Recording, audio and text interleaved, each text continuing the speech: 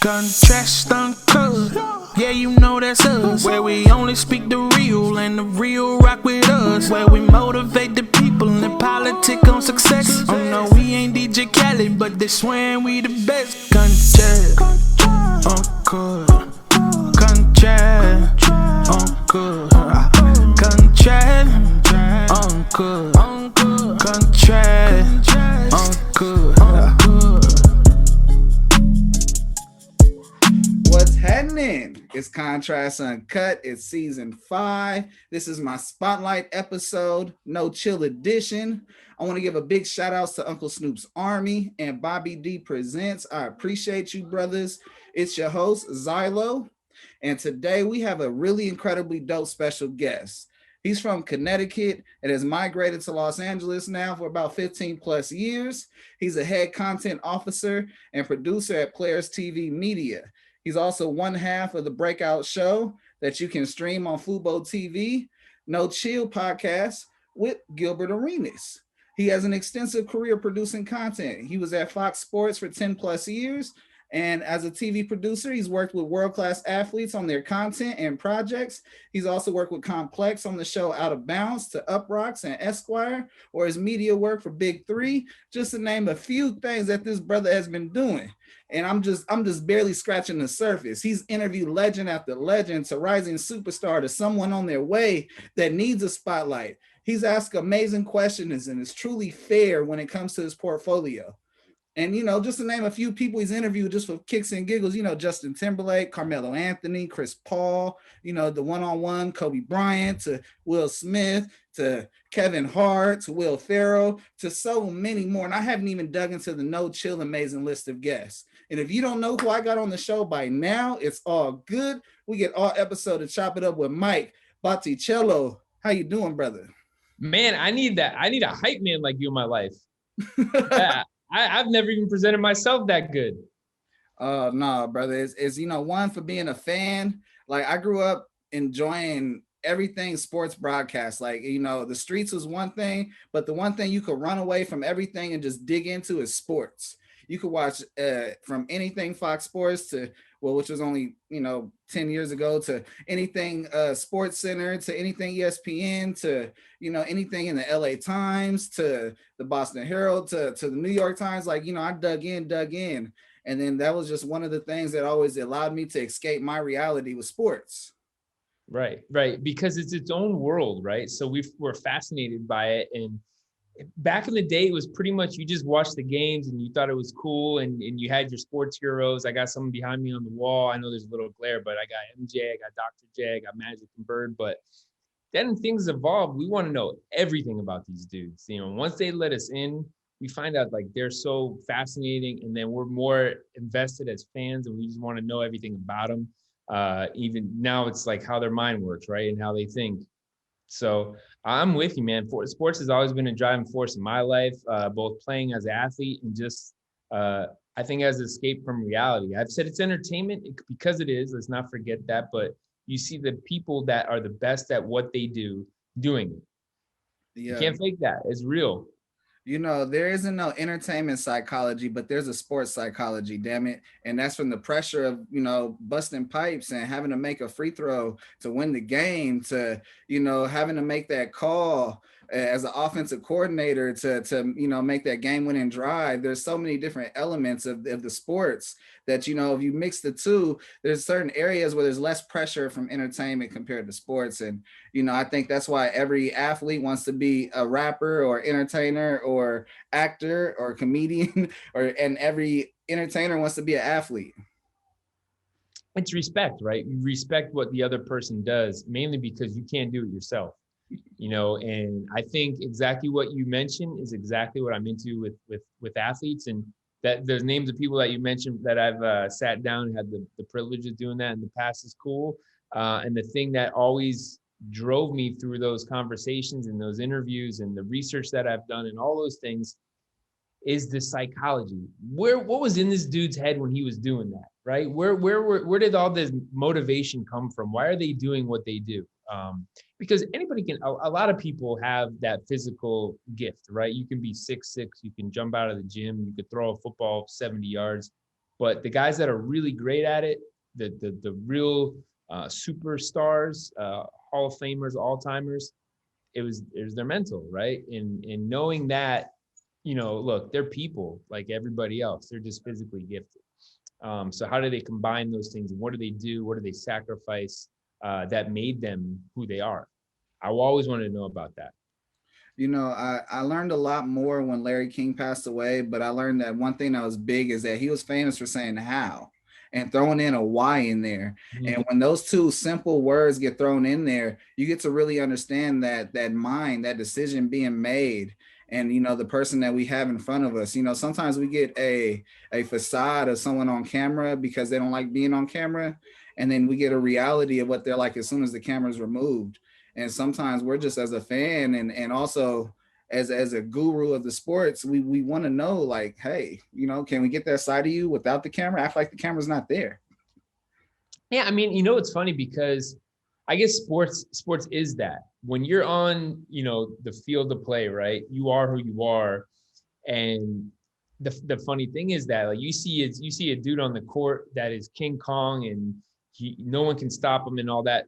When the game's over, he's shy. He doesn't really want to say much. Let's say like Kawhi Leonard, right? Guy doesn't say a word. But when he's on the court, that actually works in his favor. He's a Terminator. He goes out there and does his thing.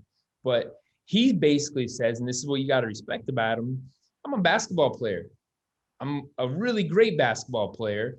I'm top at my craft. I don't really have to tell you everything. I'm not comfortable really with telling you everything because I don't really want you to explore what's in my mind. It's private. It's personal. Other guys know, hey, I'm going to put that out there. I'm cool. Ask me a question. I'm comfortable with it. The guys that are really good are the guys that'll give you an answer, but they don't really, get dirty with it, or they don't really, spill their guts. Those people they just have like that polish and that poise. I think you get from experience. Absolutely. And Mike, I know we're starting to get a little bit off topic, but I want to tell you from the jump, time's the most finite thing we have on this earth. So I got to tell you how much I appreciate you for coming to rock with me, the viewers and the listeners. Thank you, Mike. Of course, no problem. I got to say 5 years, 5 seasons, man, that's respect right there, because people don't always see that. That's diligence, that's persistence. That doesn't always mean you're having a good day or you feel like you got it this week or you want to. And it's just, sometimes you got stuff going on in your personal life. And you're like, well, this is work. I mean, it's very cool what we do. And I feel like, first of all, I'm appreciate everything that I've done and where I've got to, but also, it's from work and it's from effort. And it's like, yeah, I'm not getting dirty on a daily basis. I'm not, out here driving an ambulance, but at the same token, like, I put in work into it and focus on something that a lot of people would probably say is a dream job, it's a dream situation. So, I just put my mind to it. I like to say I roll with the punches and try not to get beat up. And, you have to be ready for everything and just sit back and keep on going no matter what. Hey, that's not here. Keep on moving till it is there.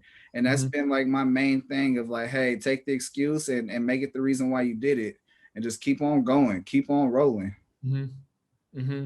Yeah. And, I think that's exactly it. I've taken my hits and I can say this, like, as a kid trying to get into the media space, I didn't know, it's like that happens with any industry, but especially media. And I consider myself more in the production world now, but it's where they sort of merge.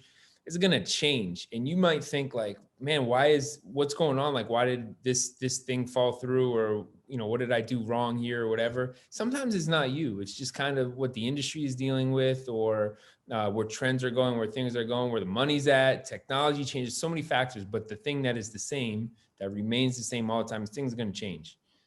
Oh yeah, no, I can tell you I've had moments where I'm this close to signing and getting with the content buyer, the big executive producer, and then boom, you see your same type of show you presented with a bigger name on it, and you're still in your living room watching life go by. And it's like, okay, what should I do differently so that I can be more assertive and they feel like they have to work with me? And that's something that I've been going and focusing on to fill the void, so that it's like, okay, you can't do this without me. Right. Somebody told me that at one point, find a need and fill it. So find out what you're good at, find out what people need, and be that person. Yeah. And maybe adjust a little bit, you know, be a star in your role, so to speak. But yeah, find out what they're looking for. So now, what's your normal 24 hours, Mike? I know 24 hours, especially in our world, is never the same. It's never normal, but I think that's the whole purpose of the question. Well, so that kind of changed for me. I really followed, like, when I thought about it, or when I was younger, you know, I said, like, I want to work in ESPN, Fox, those big dogs, NBC. And I did that for 10 years. And then I sort of realized, you know, what I'm good at, what I really love is connecting with athletes. If I could work with them solely, I think that would be a great place to be. And that's what I set out and did and got into. But then I worked, you know, kind of on all hours of the day, different time zones, project, you know what it's like. You're not done till the job is over. You know, you don't punch a clock and go home. You know, if that edit isn't done, or you got to finish, you know, research and your prep, or, you know, you're in a meeting on something that goes long, like there's no shut off. So the thing that I do is balance my time. That is something I learned a long time ago. I'm up at 6 a.m., get a workout in, do what I got to do. And set up my stuff. So on, like, the organizational side, and then, you know, be available for things that I have to do, whether it's a shoot, whether it's meetings, whether it's go see somebody. This year's been way different. So normally I'm at, like, events and stuff like that. But the past year, everything is just remote, and it's weird because it's like, I'm not actually physically doing much, but I'm always on point, always on. And I think that's what it is. And then when you wind out your day, that's sort of in reverse. You close out what you got, you put off for tomorrow what can wait for tomorrow. And then, you know, you get your downtime where you can refocus and, you know, recalibrate. Right. And it's funny that so I like to just jam pack every day. I like to make the most out of it. You know, I'm a connector, people person. That's sort of kind of my thing, is just when I'm with people, I try to just vibe with them and get a sense of who they are and any kind of similarities we have and connections we have. And that's just sort of a life skill, I feel like, but it works in this line of work. Oh yeah, it's a common ground we definitely have to have, because if there's no relation, there's no chemistry. If there's no chemistry, it's a challenge of trying to do anything with, you know, the type of field that we're in. Right. I mean, that works for a lot of people. It's like, you want to connect with people, right? You want to have them, you know, like you for who you are, and, you know, treat you like you'd want to be treated, as that the golden rule is, so to speak. But just know that when they think you, they think, you know, that's that dude. I got good things to say about that person, you know? Oh yeah. That's relationships. Relationships will get you places money cannot. 100%. So Mike, I got a quote. Let me know how this quote relates to you, or if it doesn't, the idea is I want you to talk about it. Are you ready? Let's do it. Once you know what failure feels like, determination chases success. The legend, Kobe Bryant. Yes. I was going to say, I know that quote well. And that's exactly what it is. You know, we've all had ups and downs. I've had some low points, and the thing that drives me is work. Work is sort of fulfillment and purpose. And I always wanted that in whatever I did. That's kind of what I got into when I was younger. Thankfully, I was kind of like, what would I want to do with my life? And you don't always get, I know, you know, people don't always get to ask themselves that question, or the freedom to do that. Sometimes you just got to work, you got to put food on the table, what have you. But going the route that I went on, I didn't really have a mentor or a guidance. I just did it. And there were times that, you know, it didn't work out, you know, or I just was like sort of struggling to make things work, or like, even like I said, working with the athletes directly, like nobody was really doing that, you know, in my field among my peers. So I was like, I'm just doing this thing. And it took passion and motivation and drive, and and I think some things don't always work, or you're saying, like, you know, I'm not going to say failure so much, just know, like, hey, it's in my character to push forward. It's on me. No one else is going to do this for me. This is on me to do. Those connections to those people that I know, I'm going to knock on a few doors that way, but for the most part, it's on your drive. And like that Kobe mentality is, I learned that every experience is an experience. So even if it's something that didn't work out, or you might say is a waste of time or whatever, You learn from those experiences. So even when you fail, like Kobe's saying, is like, cool, I'll airball a 3-pointer. And remember him against Utah, young Kobe, right? We never really saw Kobe do that again. You know what I mean? You guarantee you. And it wasn't about, I need to keep shooting threes or get 1,000 shots, 1,000 shots from that wing position. You know, it was just his mental was, I'm going to be bulletproof in a sense that nothing's ever going to distract me from that. So when I get that ball again, that open look, the ball finds you, right? I'm going to be ready for it, you know, and I'm going to knock it down. And not only Kobe is the ultimate example of that, is like, he was never fazed by any moment, you know? Oh yeah. What's that? Ice cold veins. Totally. Oh yeah. Mamba mentality. That's the mentality. That's a real thing. Talking about the entertainment game, did you choose the game or did the game choose you? I'm going to say 50-50, but I was sort of drawn to it. So yeah, I grew up, we had a family business. We're in the garbage business, which is very random. That's why I grew up doing that kind of work. And then when I got to college, it was like you're in school, so you're kind of immersed in the academic world. So that was like my only time, but I was really like, I don't have to work, I have to do like the labor kind of stuff. And I found I was a pretty good writer. And then I was encouraged to write. And I was like, I don't really want to be like a journalist. But then I saw like, you could write and get into TV and production. And I was like, my thing was always sports. And I was playing basketball. And I was like, I'm probably not going to go to the NBA. So I can still play, I can still hoop, but I probably got to find, something else that I'm into. And that's where, in the sense that the game chose me. But at the same time, like I was drawn to it for some reason. So I had to find what that reason was, which I think is, another piece of advice, find out what that why is for you. So it's a little bit of both. Oh yeah. Cause then, when the universe receives what you're trying to put out, you got a whole universal reaction. And I want to know, when was your confirmation that, basically going into media journalist to now producing and producing content, when was your confirmation moment that, hey, this is what I'm supposed to do? I'm not supposed to go do the family job. I'm not supposed to, try and make the G League for 12 years, or back then it was the, what was it? G League. Yes. So when was that moment? I'm still waiting on it. No, I think it was day one. It was day one for me. It was making the jump, and it was packing up my stuff and driving to California, and then it's all those steps from there. The people that you meet. I got into Fox because my neighbor worked there when I moved to LA. Just some kind of came up in conversation, and I was just part-time 1 day a week, and I was just happy to be there. And then, I was trying to find a way to connect all the time. And I was never scrappy with it, so I was always trying to respectfully find what I could do and get in where I fit in and shine when the spotlight was on me, or when it's like one of those things. You're playing a basketball game. There might be 120 shots taken and the ball finds you one time. If you're ready for it, you've prepared for it, you're going to get open look, knock it down. Like MJ when he was at Carolina, right? What if he never got the ball at that point? What if he missed that shot? Would he be the same Michael Jordan? Whew. That's a what if. That's a big what if. Mm-hmm. I feel like a lot of your approach was being real humble, having a sense of humility to a lot of the things. And right now we live in an era where the average person that's doing what we do, they're the most boisterous person. They're the loudest in the room. They're the most, hey, I don't think I can approach this guy because his energy is out of this world.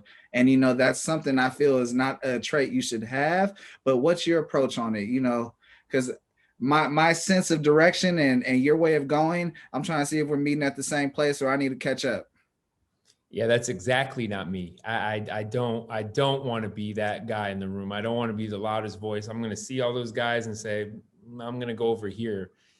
When it's my time, it's my time. I'll respectfully utilize my time and make the most of it and leave a good impression, like I said. So yeah, exactly not. I mean, look, no fault on you if that's your style and you got to hustle and you're going to be the one that's just full of energy and come in there and be a bulldozer. But I just would prefer the game comes to me and be ready for it when it does.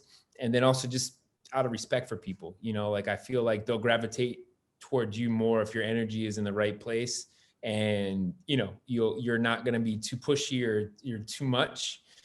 And I think good things happen that way. Oh yeah, keep building that foundation. People will start to come and see what's there.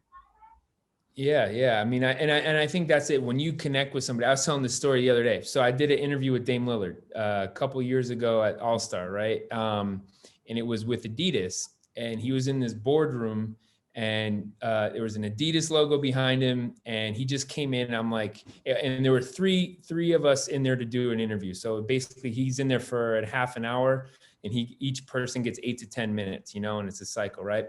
But it's Dame, so it's on his time. So if he wants to do more, or if he's not into it, you kind of get the sense they move things along, right? So he came in, and first thing I was like, man, you tired? And he's like, man, cause I was like, you've done probably like 3 other things while you're here. Cause Dame does like whatever, he's doing Gatorade stuff, he's doing Adidas stuff, he's doing Hulu has live sport, all that, whatever, right? And they had all-star practice, and they had media day and all these things. I'm like, you're just probably sitting down for the first time in 6 hours, right? So yeah, he was like, so that's the first thing, just pick up on his body language, pick up on what he's going through, right? Because you got to figure they're people. I might be really excited to meet Dame Lillard. I might have 100 questions to ask him, and it might have been the main thing I got to do that day. But you got to take yourself out of that. He's a person. He's got a busy ass weekend. Don't press him for too much, right? So he also had his all-star shoe, and they were on the table, and he was like, I haven't even seen these yet. So he sat back and he put his feet up on the table. We're in a conference room, right? And he had the shoes on the table. And he's got his own shoes, and like a light bulb goes on. And I was like, he's comfortable. He's relaxed. He's like, oh, I'm sorry. I was like, no, keep your feet up. That's the interview. You got your shoes on the table. We're in the Adidas suite. It makes a lot of sense. And we talked about all the things that Dame's into, especially like why he does hip hop, why he considers himself a lyricist, not because he's trying to be, the next, like Lil Wayne. He's like, that's my outlet. He's like, I play basketball, but I'm not basketball 24 hours a day. I have a family, I have a life. But like hip hop and being in a studio is the outlet for me. That's an escape. And guys need that, again, for your mental. Yeah, no, I want to make sure we shout out 98 Brookfield, Deep East Oakland, all, for Dame Lillard, for the whole family.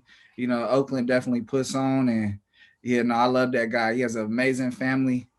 And yeah, no, that's phenomenal how you're able to capture him in his element, make him comfortable, and then get everything across that what needs to be done. And Adidas loved you for it. And yeah, that Players TV. Dame's on with Players TV. Yes, he's coming there. Check him out. Then that's the thing about Dame is he's just a real dude. I think we all know that he's a good dude. I want to know why that is. I want to know where that comes from, because it's not just him. That it's like where you're from, Oakland, baby. Oakland, yeah, of course, the family, all that goes into it. So. Oh yeah, we want more Dame. Is my point. Oh yeah, no, that brother is top notch.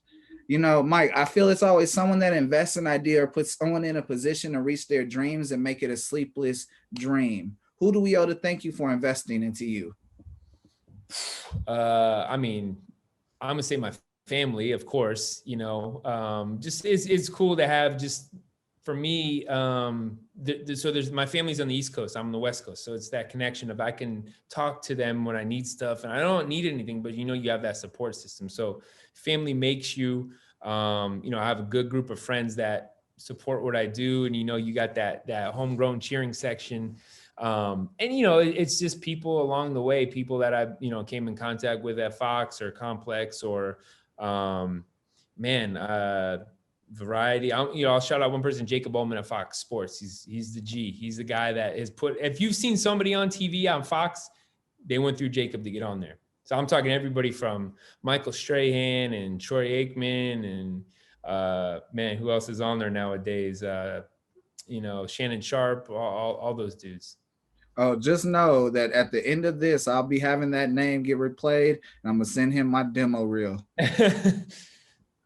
I see how you think. I like how you think. Oh no. Shit. Opportunity is rare as money on the ground. So if you don't react to the opportunity will pass you and somebody else will pick it up. So that's why my mentality is closed mouths will never be fed and always hungry unless you say something. You know, And the worst thing in the world is a missed opportunity. You know, I don't care if it's a work situation or a girl that you meet, or just a person that you could have networked through, or a friend of a friend that like, you never know that it's not that they would be somebody that I don't ever look at somebody that you can get something out of, like a transaction or whatever. I was just good to know you. Maybe we'll cross paths again someday, or maybe things will work out that we come together. I think that relationships are like one of the most important things in life, and it's a currency, like, yes. and it's in a way that you're like, it's just good to know people. I want to say it was Black Jesus Link Johnson in my 4th season. He said something on the show that has stuck with me. And he was like, at some point, someone has to turn the water on for you. And it stuck with me like, whoa, that was heavy. Like, I know relationships are important. That's a big thing of like, your integrity is something that can never ever be exchanged. That's up to you if you want to exchange your integrity for something. And when you're able to get recognized for it, and then you're able to say, hey, I can help somebody else, because at some point I'm gonna need someone to turn on the water for me while I'm doing something, then the light goes off of like, hey, everyone needs water. That's true. And if everyone's good and taken care of, you're in a better place too. So take care of other people. Yes, pay it forward. Mike, what has been your most rewarding moment so far in the industry? I mean, there's plenty of perks. I'm going to say that there's a lot of good things that I'm fortunate to have had. And I think it's the experiences and it's the people that you meet. And then I recognize, like, to be with somebody like a Kobe, who I've had the privilege of being around a handful of times. And just knowing like, hey, I don't need a photo. I don't need a selfie. I don't need an autograph. I just had that experience. So I think that's kind of part of that comes with the territory, which is really good. And it's never lost on me, because I'm a fan first. I'm an athlete as well. And I see kind of just see that I'm in the cross section of those things. One time this is the best thing, because it'll probably never happen. It never happened to many people before. It probably won't happen again. But the Super Bowl was in Dallas, if you remember, Packers Steelers. And my job at the time was to work with the crew on NFL Sunday. And it was Terry Bradshaw, Howie Long, Michael Strahan, Jimmy Johnson, right? And the stage was in the corner of the end zone. And my job was to tell them what was going on in the game, and just kind of be the eyes and ears of things, whatever. And I had been doing sort of that for years, but usually in the studio in LA. So I had to sit corner of the end zone, front row, field level for the entire game. And I don't think they ever put a stage there again. It was just the fact that it was in Dallas in that year. So I was like, man, the guy next to me paid like $30,000 for his ticket. And I got to be there with those dudes, and see the game and be there 2 hours before or whatever. So I'll take that, like. Oh, I said you got paid to work. Yeah, I got paid to work, and I got paid for it. Yeah, I got paid for it. Come on. Passion leads to purpose. Purpose leads to the bag. And, sometimes you got to remember that you got to be passionate about what you want to do, and you got to have a purpose to it. Otherwise, the next person next to you will have that same links and connect a lot further than you will. That's what it is, man. I don't think I remember I'm not really getting paid for this, or like, you're not really paying me. Like, no, I'll do it for the fact that unless it's something that is dangerous, you're risking your life or whatever, and that's not in your job description. But for the most part, just do it, and the rewards will come, money will come. If you're doing what you want to do, that's a reward in itself. It's a privilege to do what you do in a lot of ways. And there's a lot of people that don't have it as well as you do. So hell yeah. I mean, just do the work. Just do it. Personally, I don't make any money from doing the show. I get like a couple of sponsorships. I get a lot of merch, shout out Cookies. I haven't bought clothes in a couple of years, and I'm very grateful. Shout out Ethica. Ethica has blessed my family and blessed our video shoots. And, that's a working relationship that I wouldn't have unless I worked. And I put a platform in front of them that they received and wanted to build with. And, that elements, it kept the purpose of what I'm doing going. And my passion still has me going. I'm not looking for the check for the bag, but, I'm looking for the stories of each guest that comes on the show and hearing how they made the decision to do what they want to do.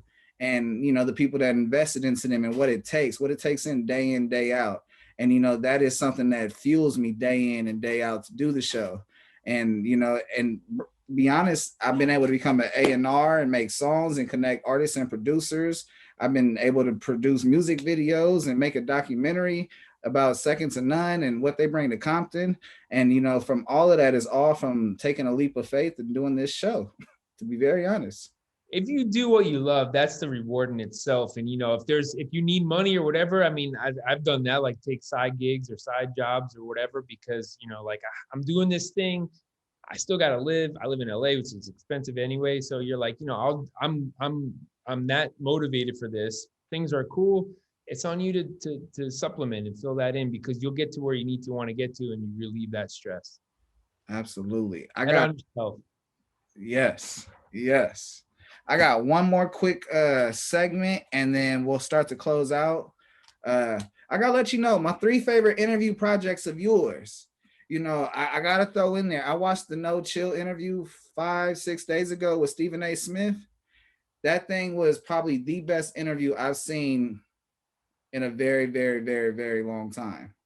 Just the amount of information and how you guys interacted with him and how he was able to just dig in and be just basically transparent. That was phenomenal, especially with a guy like Stephen A. Smith that protects everything he says. I was going to say, it wasn't, I mean, Stephen A. though, he talks more than anything. Like I have a rundown and stuff, and I was like, man, I'll throw this thing out. We'll just roll with this. And I, you know, in my mind, I knew what we wanted to get into, so it was cool. But I was like, he's going to do all the talking. I'm not going to slow down that string. You know, I'm going to let them roll with it. So yeah, I mean, Stephen A., real quick on that one too. So I reached out to my guy, Dave McMenamin at ESPN, and I just thought I didn't know. So Stephen A.'s out in LA a lot of the time. He's on General Hospital, by the way, but he does First Take and he's in the LA studio. So I was just watching one day. I was like, man, if Stephen A.'s out here, he's probably got some downtime. I don't know. I'm going to hit up my guy, Dave. And sure enough, he gave me Stephen A.'s number. I hit him up. He got right back to me, and he was like, and I told him I was with, you know, Gilbert, of course. And I know they've known each other for the years. And he was like, of course, you know, especially if it's for Gilbert, I'd love to do it. And he was just like real one. He is the real one, man. And I think, you know, people need to know that about him. Absolutely. Number 2, I love what the one-on-one show you had. I love Gary Payton. Once again, another rep from Oakland. And, you know, I love the interview you did with Kobe Bryant. That was phenomenal. And then I'm going to close out number 3. I love the interview you did for the movie Focus with Will Smith. You know, just, you know how to make people comfortable. You know how to ask the right questions. And that's something that is transparent through anything you watch with you. You know, if you notice with No Chill, Gilbert is comfortable. He's allowed to fire whenever he wants to fire. And you're controlling the dialogue and really producing the whole show from the front seat. And that is something I want to take my hat off to and give you your flowers for doing that in such a phenomenal way for me to look up to and you know, for you to receive. I want to know, what's your top 3 favorite interviews or projects you have done? Oof. Well, first of all, I appreciate that. You nailed it. That's kind of what I'm about, letting people shine. The fact that I'm on No Chill, I was producing the Complex show Out of Bounds, and then after the season, we said, what else could we do? And we do a podcast. And I was like, I produced them in the past. And I was like, by the way, would you co-host? And I'm like, that's interesting. You know, me and Gil are pretty opposite in a lot of ways, but I was like, all right, if I'm going to do that, my thing is I'm going to throw the lob and just let Gil be Gil. We don't want 2 Gils, right? That wouldn't work.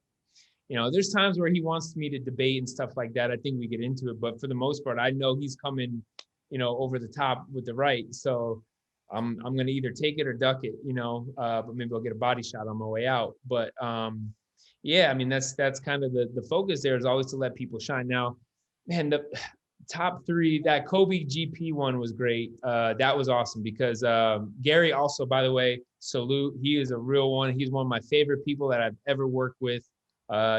Great dude.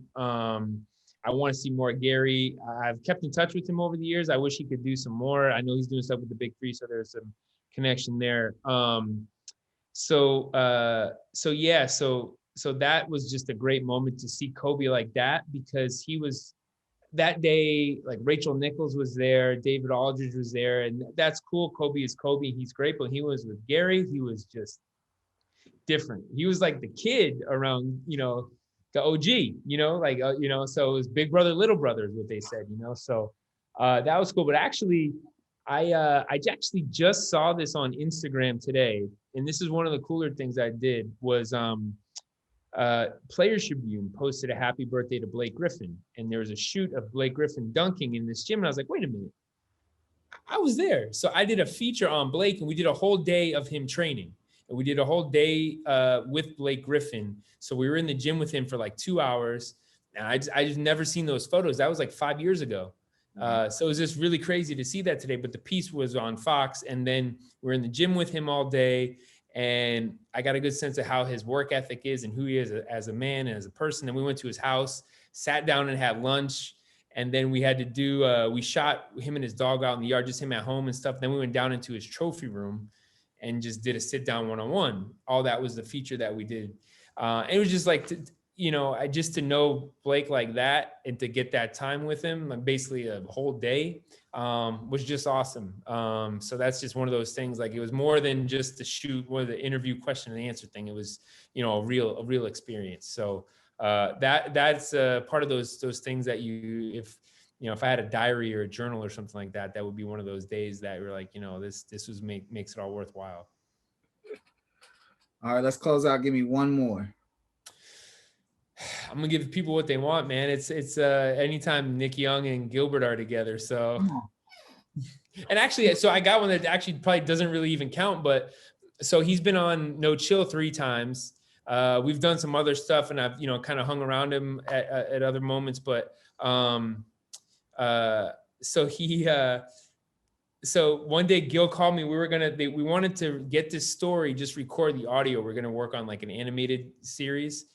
So I went over to Nick's house, and the door was wide open, and I just hear screaming, and I walk in, and kids are just running back and forth, and like Nick's running after his kids, and all of a sudden Gil comes around the corner with like this huge Nerf gun, and they're throwing pillows. I'm like, what the hell? And you just hear screaming, and it was just Uncle Gil terrorizing Nick Jr. And that actually Gil went out live. That did go viral. You could see people are like, what the hell are you doing there? Like, are those kids safe? I'm like, it's just the way he is with them. Yes, they're safe. So that's another story in itself. But actually, I'll give you one. We'll get out on this one. So I actually interviewed Nipsey twice. Wow. Yeah. So the second time I saw him, this I think shows you who Nipsey is. It was at the launch of NBA Live, the video game. This was right before it passed, a couple months before it passed. And he remembered me from when I was with him months before that from the interview. And he was just like, hey man, good to see you again. That was cool what we did, like, how are you? Just a hell of a guy, And, what I did with him was we went to this elementary school, and he was on with the Puma hoops team. So Puma and Nipsey went to a school in LA, where his neighborhood where he grew up, and they redid the basketball court, and imagine it with art, like that an artist paint basically just this artist inspired kind of like mural on the court on the top and on the backboards and stuff like that. And Nipsey dedicated all these, and these kids couldn't know who Nipsey was, man. They were like first grade, second grade. I don't think they knew who he was. I guess they probably wouldn't know his music at that point. They're kids. So, but they all just, he was great with them, and they all revered him. And, that's probably a side of Nipsey Hussle people never really saw or knew about. Oh yeah, no, everyone go check out the Deep Reverence video directed by Sergio. That was Nipsey's video director. And it shows that elementary school, it shows the Crenshaw backboards. It shows the essence of what you're talking about. That's phenomenal. You were there that day. Wow. Yeah, I was just me. It was me and him, and then the photographer, and then the artist. Now that's legendary. Yeah, it was pretty awesome. Oh, that's legendary. And his grandmother was there.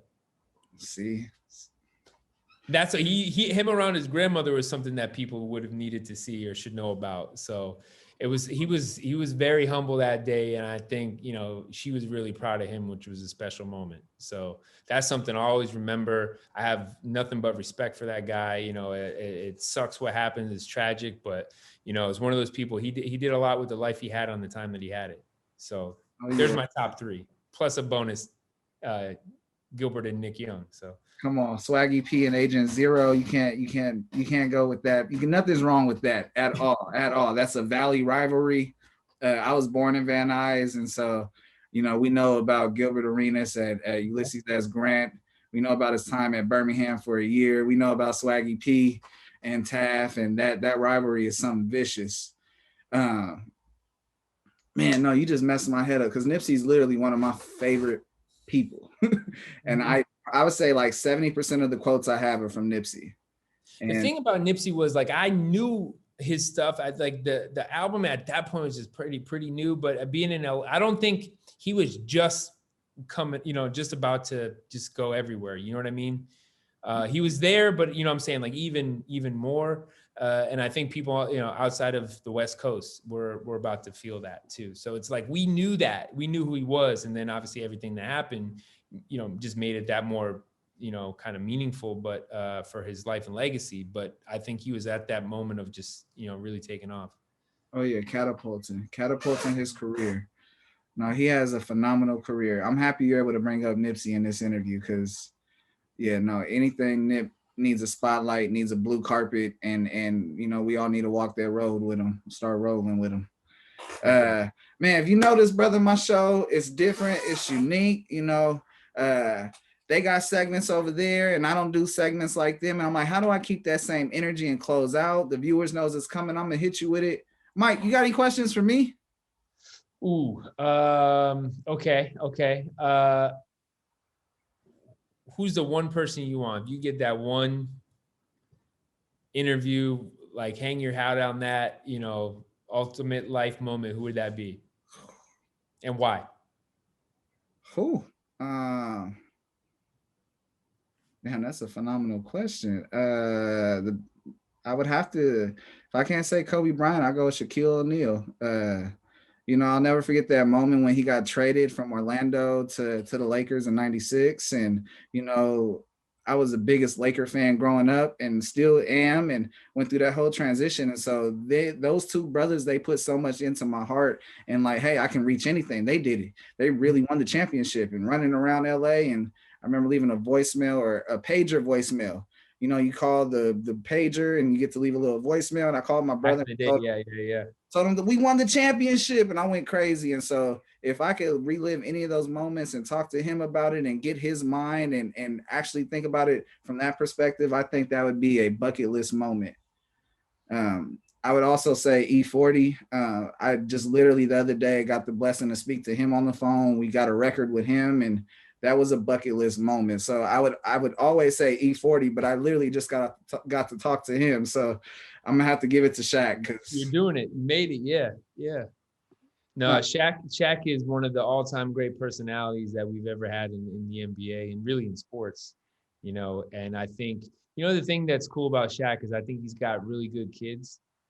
And I think it's because of his personality and his heart. Obviously their mom too, but I think they're just good people. And that shows. And I don't know if people really realize that, but it's like, man, you could be all kinds of, when you're Shaq's kids, a lot of things could happen, but they're just like good family, good natured, polite kids. And, I think that's something that Shaq probably should get a little more praise for. Oh yeah. He's a true dedicated father, and he definitely needs all of that praise. And, just because we come from the sports background, I played sports. I love Stuart Scott. Rest in peace. I loved his energy. I love what he brought to the scene. I got to interview Mike Hill, and then I wouldn't mind interviewing who you guys just interviewed. That's another bucket list. Stephen A. Smith is one of those guys that if you could just shoot the shit with him, you feel like you just ran the marathon. He's got a lot to say. We know that he's got a lot of words in that vocabulary. So again, salute to him, because he's a real one. But yeah, those are some great people, some great personalities that, I think they transcend where they came from. There's reason where they got to where they got to. So Mike, brother, I'm gonna close out, but before we close out, I want you to know the floor is yours. Promote what you want to promote. Let them know where they can find you, and get something for people to chew. Yeah, I mean, no, I'm gonna promote you. I think keep doing what you're doing. Five seasons, do season 6. Keep at it. And if for your fans and your audience is like, respect the work that comes into it. You love what you do, and you're putting it out there for them to enjoy. So that deserves a lot of praise. I mean, for me, I'll promote Gil, not me, but No Chill. He's a great dude. We try to make things that he's into, things that are in his mind, make them part of the show, and the people that we have on for that reason. So it's never the same. It's not boring. It's not cookie cutter. It'll take some swerves just for that reason. And you mentioned it, Players TV. I mean, you get familiar, but it's new company. It's new in the content space, but what the original goal was, and who we are now. The guys involved are the dudes. Dame Lillard, CJ McCollum, Kyrie Irving, Chris Paul, Carmelo Anthony. So pay attention to what we got in the pipeline. Yeah, exactly. So that's all I got, but let's keep doing it. Absolutely. And thank you for having me. That's the most important thing. When you hit me up, of course, I made it work and was happy to be here. No, I humbly appreciate you. On that note, it's Contrast Uncut. It's season 5. This is my first spotlight episode, No Chill edition. I want to give a huge shout out to Uncle Snoop's Army and Bobby D Presents. I appreciate you, brothers. I wouldn't be able to do incredibly dope shit like interview Mike Botticello and talk about his history. And this brother let them diamonds fly. I'm talking about he let gems go. It wasn't no chill. It was frozen over here, man. Thank you so much, Mike, for coming on and being transparent and giving some real dope stories along the way, brother. Thank you so much. Appreciate you.